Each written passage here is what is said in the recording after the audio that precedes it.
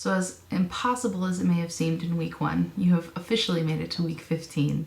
There's no new material this week. I just want you to focus on your finals. There is one optional discussion post. Whether or not you choose to complete it is up to you.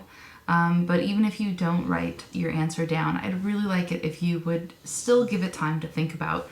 I just want you guys to reflect on what you've learned.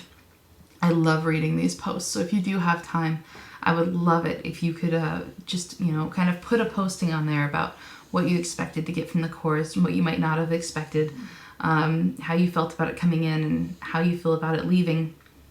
They're really great posts for you. They're great posts for me because I can use it to improve the course for future classes.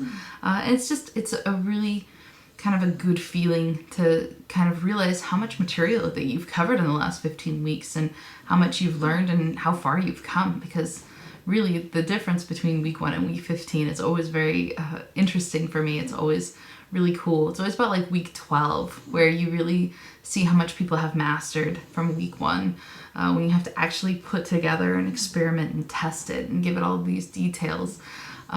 So you guys have made it through. Hopefully this course taught you that research isn't nearly as scary or intimidating as people sometimes make it out to be. I hope that you've kind of started on your path to a legitimate interest in the scientific literature and that you keep it moving and keep checking out articles and constantly learn and educate yourself about best practices and modern advances in your field.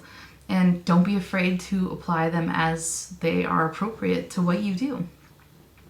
So I will not be here next week. This is the last video, but feel free to keep in touch if you have any questions in the future about research or statistics. If you find a really cool article and no one understands how excited you are, but you really just want to like share it with somebody who can truly understand how cool it is that they answered the exact research question you had.